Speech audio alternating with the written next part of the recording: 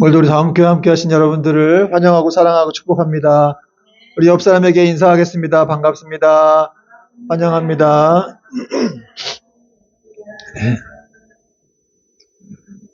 오늘 말씀 제목은 먼저 하나님의 나라를 구하라. 먼저 하나님의 나라를 구하라. 좀 제목이 진부한가요? 하나님의 나라를 구하라. 제목이 참 중요한데 그냥 어쨌든 단순한 제목을 잡았습니다. 사랑하는 여러분, 우리는 날마다 이렇게 먹고 사는 문제 속에서 살아갑니다. 그래서 무엇을 먹을까, 무엇을 입을까, 또 어떻게 돈을 벌까, 또 내 미래는 어떻게 될까, 또 자녀들은 어떻게 키워야 되나, 이런 생각 속에서 늘 살아갑니다. 그리고 이 고민들은 정말 현실적이죠. 너무나 현실적이고 결코 가볍지가 않습니다. 그런데 문제가 있는데, 문제가 뭐냐면 이 고민이 우리의 전부가 되어버릴 때예요. 그래서 신앙이 있음에도 불구하고 삶의 중심이 여전히 내 문제, 또 내 생존, 내 안정에만 머물러 있으면 사실은 우리는 믿음의 본질에서 벗어나 있다고 할 수가 있습니다. 예수님은 이렇게 말씀하셨어요. 너희는 먼저 그의 나라와 그의 일을 구하라. 오늘 우리가 살펴본 말씀을 통해서 우리는 왜 내 삶의 문제보다 하나님 나라를 먼저 구해야 하는가를 살펴보는, 깊이 생각해보는 시간을 갖도록 하겠습니다. 이런 주제를 딱 던지니까 여러분들 표정이 안 좋은 것 같은데 잘 들어보세요. 31절 말씀 보니까 그러므로 염려하여 이르기를 무엇을 먹을까, 무엇을 마실까, 무엇을 입을까 하지 말라. 이거 지금 누가 말한 거예요? 예수님이 하신 거예요. 그렇죠? 하나님이 하신 말이에요. 제자들한테 너희들 의식주 문제로 너무 염려하지 말아라. 아니 29절부터 쭉 이렇게 설명해 오시면서 이렇게 하나님이 미물도 돌보시는데 하물며 너희들을 안 돌보시겠느냐 이렇게 말씀하시면서 염려하지 말아야 된다. 강조하는 거예요. 그러므로 결론적으로 너희는 염려하지 말고. 그러니까 여러분 사실 예수님이 말씀은 이 먹고 사는 문제에 대해서 너무 무시하라는 이런 말은 아닙니다. 우리를 잘 아시죠? 먹고 사는 문제를 무시하라는 게 아니라 이제 문제는 뭐냐면 아까도 말씀드렸지만 염려해서 그 먹고 사는 것에 사로잡히는 거기에 그냥 사로잡히는 거예요. 난 어떻게 살아야 되나? 내 인생은 어떻게 되는 것인가? 내 자녀는 어떻게 되는 것인가? 이렇게 사로잡히는 거. 이거를 경계하라는 그런 말씀이에요. 여러분 우리는 종종 이렇게 살아갑니다. 기도는 하는데 걱정은 더 큽니다. 또 예배는 드리지만 머릿속은 현실 문제로 가득해서 안 들어와요. 예배에 집중을 못해. 또 하나님을 믿는다고 하지만 여전히 우리는 늘 현실 논리로 결정을 하게 될 때도 많습니다. 그렇게 되면 우리의 중심이 하나님이 아니라 그냥 내가 되는 거예요. 내가 되고 이렇게 되면 신앙은 변질이 될 수밖에 없다. 여러분 지금 내 삶의 주인이 누군지를 알려면은 지금 내가 가장 많이 걱정하고 생각하는 게 뭔지를 생각해 보면 돼. 내가 가장 많이 생각하고 걱정하는 게 뭔가. 이게 내 삶의 주인이라는 거예요. 그런데 이런 염려에 사로잡히는 삶에 대해서 예수님이 32절에 보니까 이는 다 이방인들이 하는 것이라 이렇게 말씀하세요. 하나님 안 믿는 사람, 하나님 모르는 사람들이나 그렇게 삶의 문제를 걱정하는 거야. 이렇게 말씀을 하십니다. 그런데 오늘날 그럼에도 불구하고 많은 크리스찬들이 그렇게 살아갈 때가 많이 있다는 것이죠. 하나님을 알고 있으면서도 늘 걱정하고 또 기도하지 않고 기도한다고 해도 그냥 별로 기대하지 않고 정말 하나님이 언제 내 기도 들어주셨나? 이렇게 그런 식으로 그냥 어떤 기도에 대해서도 그냥 이렇게 좀 뭐라고 해야 되나요? 문제 해결의 도구 정도로만 생각하는 경우가 있어요. 그렇다면은 우리는 왜 하나님 나라를 먼저 구해야 하는가? 그 이유는 단순하죠. 우리가 하나님 나라를 위해서, 하나님을 위해서 이 땅에 태어난 존재이기 때문에 그렇습니다. 여러분, 우리는 단지 우리가 먹고 살기 위해서, 돈 벌고, 그렇게 살다가 죽기 위해서, 편안하게 살다가 가기 위해서 이 땅에 태어난 존재가 아니라는 거예요. 그럼 우리는 어떤 존재냐? 우리는 하나님의 뜻을 이루고 그 영광을 나타내기 위해서, 하나님을 높이고 찬송하며 하나님의 통치를 드러내기 위해서 우리는 이 땅에 창조가 되었다는 것이죠. 이사야 43장 7절 말씀 보니까 저도 참 좋아하는 말씀인데 내 이름으로 불려지는 모든 자, 우리가 어떤 사람이라고요? 내 이름으로, 하나님의 이름으로 불려지는 모든 자래요. 곧 내가 내 영광을 위하여 창조한 자를 오게 하라.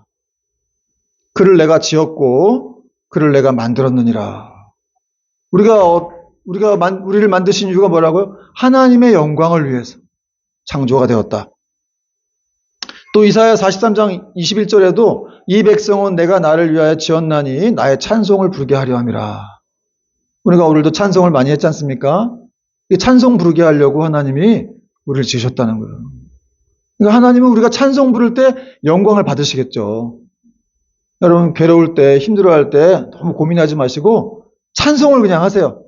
찬송도 곡조 있는 기도죠. 기도할 때 하나님이 들어주시고 그 영광을 받으신다는 거예요. 그러므로 이렇게 하나님을 모르고 어떤 그분의 나라를 모르는 그런 삶은 열심히 살아가는데 어떤 이런 방향이 없는 삶이라고 할 수 있겠죠. 삶의 목적도 모르고. 제가 이렇게 아침에 이렇게 나가보면은 뭐 전도하러 나갈 때도 있고 뭐 그냥 교회 가려고 나갈 때도 있는데 그때 나가보면 그냥 사람들이 얼마나 많은 사람들이 여기 뭐 강서구청도 있고 막 있어서 다 분주하게 막 걸어가요. 전도지 나눠줘도 막 뭐 안 받고 막 가는 사람도 있고 받고 가는 사람도 있고 그런데 하여튼 어디론가 계속 그렇게 막 갑니다. 다 어디로 저렇게 가는 걸까? 이런 생각을 제가 해보게 되더라고요. 물론 직장에 가는 거겠죠. 그러나 그건 물리적인 목적지를 얘기하는 게 아니라 이 사람들의 정말 삶의 목적이 뭔지, 뭐 때문에 이렇게 먹고 살아야 되는지, 어디론가 이렇게 왜 이렇게 해야 되는지를 알고 있는 걸까? 그런데 오늘 예수님께서는 하나님 나라를 먼저 구할 때, 그 뜻을 구할 때 삶의 질서와 방향이 잡힌다. 이렇게 얘기하고 있어요. 33절 보니까 같이 한번 읽어볼게요. 33절 시작. 그런즉 너희는 먼저 그의 나라와 그의 일을 구하라. 그리하면 이 모든 것을 너희에게 더하시리라. 할렐루야. 여기서 중요한 단어는 뭐게요? 먼저입니다. 먼저. 너희는 먼저 그의 나라와 의를 구해야 된다. 그러니까 무슨 말이냐면 사람이 먼저 할 일이 있다는 거예요. 하나님에 의해서 창조된 사람이 먼저 할 일이 있다는 거죠. 먼저 할 일이 있고 나중에 할 일이 있다는 거예요. 근데 그게 뭐냐? 하나님의 나라를 구하고 그분을 찾고 예수님을 믿고 그분 뜻대로 살아가는 거. 이게 중요하다는 거예요. 제가 어느 분 간증을 들었는데 이분이 4대째 목사님 가문에서 태어났다고 하더라고요. 그래서 주위를 다 둘러봐도 목사님이 아닌 사람이 없대요. 할아버지 목사님, 아버지 목사님, 큰아버지 목사님, 작은아버지 목사님 다 목사님이래요. 그래서 자기가 어렸을 때 아무 의심도 없이 그냥 교회를 나갔대요. 근데 어느 날 교회가 부흥해가지고 성도들이 막 생기면서 그렇게 착하고 오손도손 모여서 예배드리던 성도들이 서로 막 싸움이 일어난 거예요. 교회를 건축하면서. 그래가지고 이분이 이상희 집사님이란 분인데 이분이 굉장히 막 그냥 분노가 치민 거죠. 왜냐면 아버지 엄마도 엄청 힘들어 하니까. 도대체 하나님이 살아계시면 이럴 수가 있나. 이렇게까지 교회를 어렵게 할 수가 있나. 아니, 교회가 하나님의 몸이라고 하면서 이렇게까지 어렵게 할 수가 있나. 그래가지고 이제 교회를 떠나신 거예요, 이분이. 화가 나서. 아빠가 이제 교회 가자 그러면 나한테 도대체 교회 갈 이유를 설명해봐라. 하나님이 있다는 그건 증명해봐라. 그럼 내가 갈게. 이렇게 얘기를 했다고 하더라고요. 그리고 이제 한 십몇 년을 떠나 있었는데 이분이 이제 교회로 돌아오게 될 기회가 있었는데 그 91세 된 할머니가 돌아가시기 이제 임종 순간이었어요. 임종을 맞이하는 순간에 이제 와보라 그래서 이제 그 자리에 갔다고 합니다. 이 집사님이 갔는데 할머니가 이제 목사님 사모님이신데 이분이 신유의 은사가 있어가지고 병을 막 고쳐주고 자기 아버지도 원래 어릴 때부터 눈이 멀었었는데 이제 이 할머니가 안수해서 고쳐주셨다고 하더라고요. 근데 그래서 할아버지보다 할머니를 찾는 사람들이 많아가지고 이 할머니가 할아버지 목사님보다 더 유명한 강사가 돼갖고 전국을 막 다니신 거예요. 근데 이렇게 남들은 다 고쳐주고 자기는 돌아가실 때 너무 고통스럽게 이렇게 돌아가시는 그 순간이 그러니까 이분이 볼 때는 너무 이제 아이러니한 거죠. 남들은 다 고쳐주고 자기는 너무 힘들어가지고 막 이렇게 끙끙 앓는. 그리고 이제 돌아가셨습니다. 할머니 돌아가셨는데 그때 놀라운 일이 일어났대요. 할머니가 돌아가셨는데 원래 할머니가 시골에 사시니까 이제 피부가 막 검게 그을리신 그런 분이었는데 갑자기 돌아가시는 순간, 소천하시는 순간 얼굴이 막 광채가 나는데 얼굴이 막 하얗게 빛나면서 광채가 나면서 그렇게 변하시더래요. 그리고 할머니가 틀니를 끼고 계셨기 때문에 틀니도 이제 뺀 상태였는데 그게 이렇게 그러니까 이제 틀니가 빠졌으니까 입술이 안으로 이렇게 들어갔겠죠. 근데 그것도 이렇게 다 바깥으로 튀어나오는 정상인의 얼굴을 하면서 그렇게 돌아가셨는데 너무너무 할머니가 아주 그냥 밝고 온화한 상태로 돌아가셨다는 거예요. 그리고 이분이 교회를 떠나 있다가 생각했다는 거예요. 야, 사람이 죽으면 누군가가 찾아오는가 보다. 응? 누군가 찾아오니까 저렇게 밝아지지. 저렇게 변화가 되지. 그래서 자기도 그럼 내가 이렇게 안티 크리스찬으로 살고 있으면 안 되겠네. 이렇게 살다가 지옥 가면 안 되니까 내가 예수님 믿어야 되겠다. 이런 생각을 했다는 거죠. 그리고 두 가지 말씀이 떠올랐는데 바로 첫 번째 말씀은 내가 곧 길이요 진리요 생명이니 나로 말미암지 않고는 아버지께로 갈 자가 없다. 이 말씀과 또 오늘 말씀이에요. 그러므로 너희는 먼저 그의 나라와 그의 의를 구하라. 그래야면 이 모든 것을 너희에게 더하시리라. 이분이 깨달았다는 거예요. 자기가 돌아가야 될 이유. 사람이 먼저 할 일이 있구나. 해야 될 일이 있구나. 하나님을 믿고 그분의 뜻대로 살아야 되는 것이구나. 라는 그런 깨달음을 얻었다고 하는 것이죠. 제가 이 간증을 듣고 저도 이 말씀을 늘 묵상하고 생각해 왔지만 그렇구나. 사람이 먼저 해야 될 일이 있구나. 사람이 먼저 할 일이 있고 나중에 할 일이 있구나. 내가 여태까지 정말 그냥 하나님 일을 한다고 목사로 살아왔는데 여전히 그냥 내가 사람 일을 먼저 하고 그럴 때가 많았구나. 그런 깨달음을 얻었습니다. 여러분, 우리 삶이 왜 이렇게 힘들고 어떤 데는 꼬이기도 하고 막 그럴 때가 있는데 그 이유가 우리 능력이 부족해서가 아니에요. 성경은 말씀하고 있어요. 순서가 바뀌었다는 거예요. 하나님 나라를 먼저 구하고 그분을 믿는 일이 먼저라는 거죠. 그렇지 않으면 이 삶이 계속 이렇게 꼬이게 된다는 거죠. 여러분, 우리는 늘 그렇게 살아가잖아요. 내 문제가 먼저 해결되면, 내 안정이 확보가 되면, 남는 시간에 하나님. 이런 식이 되는데, 하나님 말씀하십니다. 하나님 나라가 먼저다. 네 삶이 먼저가 아니라, 하나님 내 일이 먼저야. 왜? 내가 너를 창조했고, 내가 너의 주인이니까. 또 그것이, 여러분 어떤 사람은 또 그렇게 생각할 수가 있겠죠. 성도들 중에는. 아니, 하나님 말씀에 순종하면, 손해보는 거 아니에요? 손해보고 이렇게 자유를 잃게 되는 것이 아닌가 이렇게 두려워하는 사람들도 있더라고요. 근데 여러분 사실은 정반대죠. 왜냐하면 순종이 자유를 빼앗는 것이 아니라 순종이 우리를 세상에 이렇게 끌려다니는 노예처럼 사는 그런 죄의 모습에서 해방시키는 거예요. 여러분 자동차는 도로를 달릴 때 가장 안전하죠. 기차는 철로위를 달릴 때 안전하고 물고기는 물속에 있어야 되는데 마찬가지로 우리도 하나님의 뜻 안에, 인간이란 하나님의 뜻 안에서 살아갈 때 가장 행복하고 자유하다는 거. 그래서 예수님께 순종하는 삶은 억압이 아니고 창조주의 설계대로 살아가는 거예요. 그리고 또 오늘 예수님은 이런 말씀하셨는데요. 32절 보니까 이는 다 이방인들이 구하는 것이라 너희 하늘 아버지께서 이 모든 것이 너희에게 있어야 할 줄을 아시느니라. 여기 먹고 사는 걸 걱정하는 거는 이제 안 믿는 사람들이 하는 것이고 너희 하늘 아버지께서는 너희에게 있어야 될 것이 무언지를 다 아신다. 이런 말씀하셨어요. 이미 알고 계신다라는 말씀의 뜻은 두 가지 뜻이 있어요. 첫 번째는 뭐냐면 완전히 알고 이해하고 놓치지 않고 계신다. 지금도 다 보고 계신다. 이런 뜻이 있고 또 한 가지는 우리의 생존과 삶에 꼭 필요한 걸 하나님이 아신다. 그런 두 가지 뜻이 있습니다. 이미 알고 계신다는 건.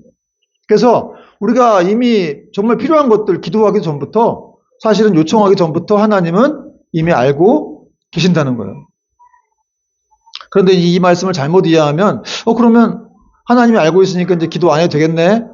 이런 생각을 할 수가 있는데 그렇게 이해할 것이 아니라 이제 어쨌든 기도의 방향을 바꾸라는 거예요. 왜냐하면은 이제 믿지 않는 이방인들은 말을 많이 해야 이제 하나님이 들어준다고 생각을 하고 계속 반복하게 되는데 하나님은 이미 우리의 필요를 알고 계시는 그런 분이시기 때문에 안 줄까봐 불안해하지 말고 하나님을 신뢰해라. 그리고 오늘 32절에서 가장 중요한 단어가 있는데 어떤 단어일까요? 아버지란 단어입니다. 너희 아버지. 하나님이 너희 아버지라는 거예요. 여러분 그 성경 그래서 예수님은 너희란 표현을 쓰셨는데 이 다른 사람의 아버지가 아니라 너희들의 아버지라는 거예요. 이 아버지라는 말은 어떤 뜻이냐면은 하나님 모르는 존재가 아니고 설명해야 움직이는 분이 아니라 이미 그 자녀를 다 사랑하고 이해하는 분이다. 쉽게 말해서 나는 네가 말 안 해도 다 알고 있어. 여러분 자녀들이 어떤 거 부탁할 때 우리 다 알고 있잖아요, 사실은. 그렇지만 뭐 안 줄 뿐이지. 아직은 때가 안 됐으니까 안 줄 뿐이지. 모르겠어요. 그 걔네들 몇 살짜리 애들 얘기하는 거? 다 이미 다 알고 있죠. 그리고 이렇게 알고 있다는 건 이제 또 앞으로 때가 되면 해줘야지. 이 생각하고 있는 거 아니겠어요? 그런데 이런 개념이 이방 종교를 믿는 사람들한테는 이게 이해가 안 가는 거예요. 왜냐하면 이방 종교를 믿는 사람들에게 그들의 신은 어떤 아주 저 멀리 있는 신이에요. 그리고 또 도저히 가까이 할 수 없는 그런 존재인데, 그리고 이제 막 달래주고 숭배해줘야 되는 그런 신들인데, 자기가 믿는 신을 아버지라고 하는 개념은 사실은 이게 납득될 수도 없고 용납될 수가 없는 일이기 때문입니다. 그런데 우리는 어떻게 기도합니까? 하늘에 계신 우리 아버지요. 저는 이 구절이 너무 은혜로운 것 같아요. 하늘에 계신 우리 아버지요. 이게 우리에게만 허용된 것이거든요. 그 고백 하나만으로도 끝난 거 다. 하늘에 계신 우리 아버지요. 그래, 내 사랑하는 자녀들아. 내가 너의 문제를 다 알고 있다. 내가 너의 필요를 알고 있어. 라고 말씀하시는 것입니다. 여러분 믿으시기 바랍니다. 그래서 종교개혁자 마틴 루터도 하나님에 대해서 우리가 부를 수 있는 최상의 이름은 아버지다 그랬어요. 여러분 기도할 때 아버지라고 해야 돼요. 그게 참 어색하신 분도 있겠지만 그럼에도 불구하고 기독교는 하나님을 아버지라고 부르는 그런 진리라는 거예요. 그런데 우리는 하나님이 아버지란 사실을 자꾸 잊어버리죠. 그래서 생각하지 못하다 보니까 내 인생을 내가 책임져야 되는구나. 내 자녀를 내가 책임져야 되는구나 생각하면서 자주 불안해하고 조급해합니다. 그리고 하나님보다 눈에 보이는 것들을 더 의지하게 돼요. 환경, 스펙, 돈 이런 것들을 의지합니다. 그걸 붙잡게 되죠. 하지만 진짜 믿음이란 무엇인가? 하나님이 나의 아버지가 되심을 굳게 믿는 거예요. 여러분 아버지는 결코 자녀를 버리지 않습니다. 어떤 아버지가 자녀를 버려요? 아무리 자녀가 망난이라 할지라도 그리고 가슴 아파하고 힘들어하고 여러분 그 탕자의 아버지를 기억해 보세요. 다 재산 낭비하고 막 그냥 허랑방탕하게 살다가 돌아와가지고 뭘 잘했다고 저 같으면 진짜 한 대 얘기할 것 같은데 그 아버지는 그렇지 않죠. 아직도 거리가 먼데 달려가가지고 버선발로 달려가가지고 그 아들을 끌어안고 왜냐면 그때 그 당시 고대법으로는 아들이 망난이면 돌에 맞아 죽어야 되는 거예요. 그 돌에 맞아 죽어야 되는 상황을 아버지가 이제 그렇게 되지 않게 하려고 자기 아들 머리를 확 끌어안고 가슴으로 당긴 거죠. 자기 가슴으로 당긴 거죠. 그래갖고 집에 와가지고 송아지 잡아주고 가락지 끼워주고 참 여러분 이것이 바로 우리 아버지 하나님이 어떤 분이신지를 잘 보여주는 그런 모습입니다. 자 그리고 이제 주님은 하나님 나라를 먼저 구할 때 어떤 따라오는 약속이 있다고 말씀하세요. 33절 말씀 다시 보겠습니다. 그런즉 너희는 먼저 그의 나라와 그의 일을 구하라. 그리하면 이 모든 것을 너희에게 더하시리라. 여러분 사실 이 말씀은 이 당시 사람들한테 아주 이 혁명적인 세계관 전환의 말씀이었어요. 왜 그랬냐면 당시 사람들의 기본 공식이 먹고 사는 문제가 해결되면 그 다음에 하나님 이런 게 공식이었는데 근데 그렇게 했던 이유가 또 있는데 왜냐하면은 당시에는 워낙 먹고 사는 문제가 여러분 2000년 전이에요. 지금처럼이 아니라 여러분 지금 뭐 굶어 죽는 사람 있습니까? 오히려 더 많이 먹어가지고 지금 병 생기고 지금 뭐 그런 상황인데 2000년 전에 예수님 당시에는 특히나 이 당시 이스라엘 사람들은 로마의 압제하에 있었기 때문에 뭐 정치, 경제, 사회, 종교적으로 아주 극도로 위험하고 그런 불안한 상황이었고 또 이 가난한 사람들을 다 외면하는 관리들이 막 세금을 막 강제로 수탈하고 또 극심한 빈부격차 등으로 생존 문제를 위협했기 때문에 이 유대인들은 한시도 근심이 떠날 날이 없었어요. 그런 상황에서 지금 예수님이 너희는 먼저 염려하지 말고 너희는 먼저 그의 나라와 그의 의를 구하라 이렇게 강하게 말씀하신 거예요. 그러니까 말이 좀 안 먹히겠죠. 아니 지금 내 삶이 얼마나 힘든데 지금 당장 내일 하루 살아가기도 힘든데 어떻게 이런 말씀을 하시나 이렇게 생각할 수가 있겠지만 그러나 하나님은 말씀하시는 거예요. 네가 먼저 내 나라를 구하면 내가 다 책임질게. 너의 인생을 내가 책임질게. 여러분 이 사람들 입장에서는 단순한 우선순위 조정이 아니라 삶의 중심과 방향을 뒤집는 선언이었지만 그러나 예수님의 이 말씀은 사실은 명령이라기보다는 약속이에요. 약속. 먼저 구해라. 나를 찾아라. 내 일을 해라. 그러면 내가 너의 인생을 책임지겠다. 인간이 책임지던 삶을 하나님이 대신 책임져 주겠다는 거예요. 그런데 안타깝게도 오늘날에도 많은 사람들이 이 약속을 거꾸로 적용하죠. 그래서 하나님 먼저 주세요. 그럼 내가 할게요. 그럼 내가 믿을게요. 나를 어떻게 해보세요. 내 병을 고쳐주세요. 그럼 내가 예수님 믿을게요. 이런 식으로 거꾸로 간다는 거예요. 그러나 하나님은 말씀하십니다. 네가 먼저 나를 믿어야 돼. 네가 먼저 나를 구해야 돼. 그러면 내가 너의 인생을 책임질게. 여러분 우리가 이렇게 불안하고 두려울 때가 많이 있잖아요. 물론 인간 자체가 태생적으로 불안한 존재이긴 해요. 그런데도 불구하고 우리는 왜 예수 믿는데 이렇게 불안하고 왜 이렇게 두려울 때가 많은 걸까? 물론 악한 마귀의 공격도 있겠지만 사실은 하나님의 나라가 아니라 내 뜻과 내 욕망을 구하니까 그래서 그래요. 아니 하나님의 나라를 구하지 않고 내 뜻과 욕망을 욕심을 구하는데 어떻게 안 불안하겠어? 그게 안 이루어지면 불안한 거죠. 그러나 하나님의 뜻을 구할 때 하나님은 다른 걸 다 채워주신다고 했기 때문에 그런 사람은 불안하지가 않습니다. 하나님이 뭐 어떻게 하시든지 말든지 뭐 하나님의 뜻대로 하다 보면 뭐 그분이 뭐 어떻게 하시든지 뭐 이렇게 해주시겠지라는 어떤 믿음이 있기 때문에 그렇습니다. 자 그러면은 이제 먼저 그의 나라와 그의 의를 구하라. 그러면 이 모든 것을 더하신다고 하셨는데 구하라는 건 뭘 구하는 걸까요? 또 이 모든 것을 더하신다 그랬는데 그럼 이 모든 건 뭔가? 구하라는 말씀, 먼저 그의 나라를 구하라는 말씀이 구하라는 뜻은 계속 집요하게 추구하라는 뜻이에요. 뭐 한 번 기도 한 번 정도 하고 뭐 성경 몇 번 읽어라 이게 아니라 너의 인생 절차를 거기다 걸고 그 예수님을 추구하라는 거예요. 그 하나님을 추구해 쫓아가라.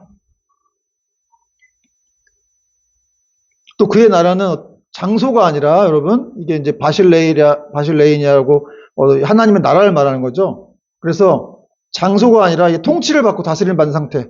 내가 하나님으로부터 통치받고 다스림 받는 상태를 말하는 거예요. 그렇게 지배를 받아야 한다는 거예요. 또 그의 의는 뭡니까? 이것은 하나님과 올바른 관계. 하나님의 뜻에 맞는 삶. 정리하겠습니다. 구하라는 건 뭘 구하라는 거죠? 인생을 걸고 추구하라. 네 인생을 걸고 그냥 기도 한 번 정도 해라가 아니라 네 인생을 걸고 하나님을 쫓아가라. 그분 따라가라. 거기 따라가다 보면 뭐 고난도 있고 십자가도 질 수 있고 하지만 내가 책임진다는 거예요. 그렇게 따라가면서 또 너의 삶을 나에게 맡겨라. 내가 너의 주인이야. 내가 너를 지배하겠다는 거지. 내가 너를 통치할게. 그게 그의 나라예요. 내 나라가 그 나라가 내 안에 임하게 하옵소서라고 이렇게 기도를 해야 한다는 것이죠. 그리고 하나님과 올바른 관계를 맺고 살아가다 보면 이 모든 것을 더하신다는 거예요. 이 모든 것, 제가 헬라어 원어를 이제 좀 잊어버렸는데 하여튼 모든 것, 전체에 관한 모든 것 이런 뜻이었어요. 이 모든 것. 먹고 사는 문제를 포함해서 하나님 나라를 이렇게 살아가는데 필요한 모든 것들, 기회, 또 뭐 관계, 환경, 공급, 때로는 지혜와 힘 등을 하나님이 다 주신다고 하는 거죠. 근데 이게 수동태로 돼요, 수동태로. 더하여 주신다. 수동태는 뭐예요? 하나님으로부터 이렇게 채워지는 거죠. 이거 여러분 우리가 애쓸 필요가 없는 거예요. 하나님의 일을 하다 보면 하나님이 그냥 이렇게 막 채워준다는 거예요. 근데 채운 정도가 아니라 더하여 준다는 거예요. 있는 곳에다가 더하여 주신다. 1+1입니다. 여러분 1+1 좋아하시죠? 있는 걸 막 더해주는 거예요. 아니 싫다고 하는데도 막 계속 도와줘. 그러니까 뭘 주신지 몰라. 또 자식이 뭐 어떤 길을 열어주시기도 하고 뭐 하여튼 모든 관계된 일을 다 이렇게 그러니까 이건 내가 잘나가지고 우리 자식이 똑똑해가지고 이런 길이 열린 게 아니라 여러분이 하나님 나라를 잘 추구하다가 그런 은혜를 입은 것인 줄 믿으시기 바랍니다. 그렇다면은 구체적으로 하나님 나라를 먼저 구한다는 것은 어떤 뜻일까? 첫 번째는 하나님의 뜻을 우선순위에 두는 삶이에요. 하나님의 뜻, 어떤 일을 결정할 때 이게 나에게 유리한가, 이익이 있는가가 아니라 여기에 하나님 뜻이 있는가, 이걸 생각하는 것이 하나님 나라를 먼저 구하는 구체적인 뜻입니다. 두 번째는 내 삶의 중심을 하나님께 두는 거예요. 시간, 물질, 또 관계 속에서 하나님을 중심에 두는 거죠. 그러니까 시간과 물질을 사용할 때 하나님을 생각하라는 거예요. 그리고 하나님께로 그런 것들을 이렇게 나누어서 분배해서 사용하라. 왜 하나님 것이니까. 그게 하나님 중심에 두는 삶이죠. 마지막으로 하나님이 기뻐하시는 삶을 사는 것입니다. 비록 손해가 있어도 불편해도 하나님이 기뻐하신다면 그 길을 선택하는 것이죠. 그리고 사람들을 사랑하고 또 가장 하나님이 기뻐하시는 건 뭐예요? 죽어가는 영혼들에 대해서 여러분이 관심을 가지고 전도하고 어떻게든지 이게 또 예수님 믿게 하려고 애를 쓰는 그런 모습들을 하나님이 기뻐하시는 거예요. 이런 것들이 바로 하나님 나라를 구하는 거예요. 마지막으로 제가 예화를 하나 드리고 마치겠습니다. 제가 요즘에 최근에 꽂힌 책이 하나 있는데 어제 보진 못했어요. 어떤 강의를 듣다 보니까 지저스맨이라는 그런 책이 나왔는데 영국의 선교사님이 쓴 책이에요. 성기호 선교사님이라고 이분이 계신데 이분이 원래 불교를 믿는 신자였는데 형사였대요, 형사. 그런데 이제 기도원에 갔다가 우연히 기도원에서 어떤 목사님이 이렇게 뭐 누가 돌아가셨는데 당신이 기도하라 그래서 불자한테 기도하라 그래가지고 어떻게 기도하는지도 모르는데 기도하라서 뭐 안 기도하면 이상할 것 같아서 기도했는데 정말 사람이 살아난 거예요. 죽은 사람이. 그래가지고 그 이후로 충격을 받고 이제 이분이 예수님 믿고 이제 신학교를 가게 됐습니다. 신학교를 갔더니 어떻게 우연히 책을 보다가 이제 토마스 선교사님 이야기, 순교 이야기를 들었대요. 이분이 1800 몇 년에 와가지고 이제 오자마자 돌아가시고 갑자기 이제 성령님의 감동을 확 주셔가지고 네가 영국에 가서 복음의 빛을 갚아라, 이런 말씀을 하신 거예요. 그래가지고 영국에 갔어요. 35년 전에. 영국 가가지고 이제 지금 교회를 하고 계시는데, 야, 이분이 정말 스케일이 정말 장난이 아니어서 제가 지금 소개를 하려고 하는데, 어떤 이분이 맨날 이렇게 노방전도를 많이 하세요. 베드로, 뭐, 사도 바울 이런 사람 노방전도를 많이 했지 않냐. 성경을 보다가 자기 노방전도를 해야 되겠다 싶어가지고, 한국도 지금 노방전도 안 하는 추세인데, 거기 가고 막 노방전도 역 같은 데 가서 막 이렇게 막 복음을 전했대요. 그러다 보니까 이제 깡패들이, 영국의 불량배들이 이제 동양인들 차별하는 사람들이 너 예수 전하면 죽인다고 그래가지고 막 돌 던지고 막 병 던지고 이래가지고 자기랑 같이 있던 영국의 선교사 5명은 다 도망가고, 근데 이분은 끝까지 남아갖고 이제 복음을 전한 거예요. 거기서. 그랬더니 정말 어떤 영국인이 와가지고 그냥 병을 깨가지고 목을 찌른 거예요. 그래갖고 막 피가 철철 나는데, 그러니까 이 선교사님이 찔려가지고 그냥 기도를 바로 했대요. 하나님, 내가 지금 죽을 것 같은데 혹시 내가 죽더라도 이 사람 용서해 주시고 우리 교회는 담임이 새로 와야 되니까 이 사람이 목사 되게 해달라고. 근데 여러분, 그 사람이 진짜 목사가 됐어요. 그 사람이 경찰서에 잡혀갔는데 나중에 이 선교사님을 찾아온 거예요. 그래가지고 목사가 돼가지고 이제 그 교회 담임은 이분이 살아계셔서 아직 죽지 않으셨으니까 계속 담임은 하고 계시고, 여러분 안심하세요. 담임은 계속 하고 계시고, 그분은 또 신학교 가서 목사가 됐어요. 하여튼 뭐 그런 일이 있고, 어떤 또 190cm 되는 백인이 와가지고 복음을 전했더니 내가 너 때려도 되냐고 그러더래요. 그러니까 싫은 거죠. 그래서 이 목사님이 그럼 때리라고. 그래서 얼굴만 계속 그렇게 때리더래요. 3분 정도.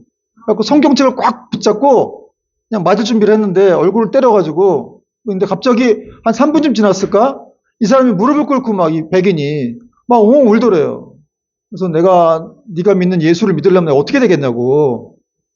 그래서 막 울고불고 해가지고 이 선교사님이 회개하라고, 지금 회개 기도를 하라고, 네 죄를 회개하라고 해놓고 그분도 신학교를 또 보냈습니다. 마지막 예화를 하나 소개하자. 근데 이 선교사님은 항상 그 빌립보서 1장 21절 말씀, 이는 내게 사는 것이 그리스도니 죽는 것도 유익함이라, 이 말씀을 늘 붙들고 산대요.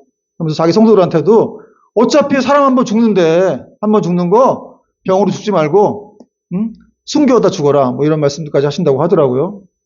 한 번은 또 이렇게 사우디의 무슬림 어떤 부자가 백만장자가 찾아왔대요, 교회를.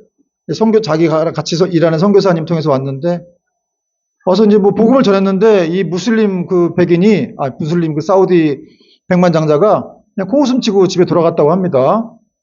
이 사람이 이제 돈이 많으니까 일은 안 하고 전 세계를 다니면서 여행을 하는 그런 사람이었어요. 근데 그날 밤에 이 사우디 백만장자가 꿈을 꾼 거예요. 밤에 하이에나가, 여러분 뭐 사나운 하이에나 아시죠? 계속 꿈에 나타나가지고 이 사람을 막 괴롭히는 거예요. 맨날 며칠을 계속.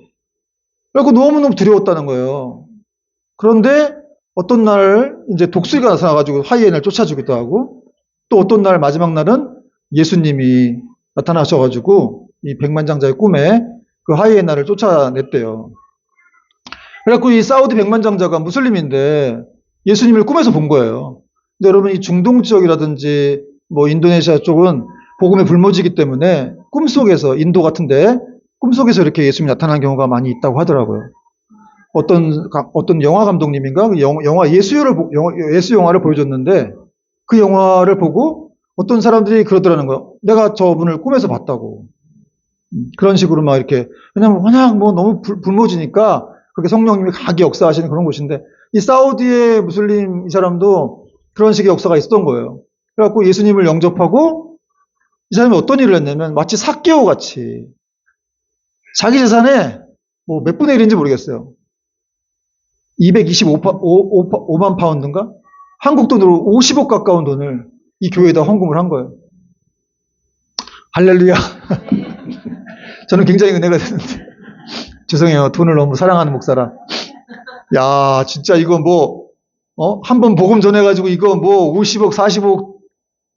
하여튼 뭐, 그래가지고 이 선교사님이 이제 뭐 그동안 너무 힘들고 했는데, 이 1850년대에 찰스 폴전 목사님이라고 영국의 유명한 설교자가 계신데, 그분이 세웠던 신학교가 있어요. 그분 신학교를 인수하고 있대요, 요즘에.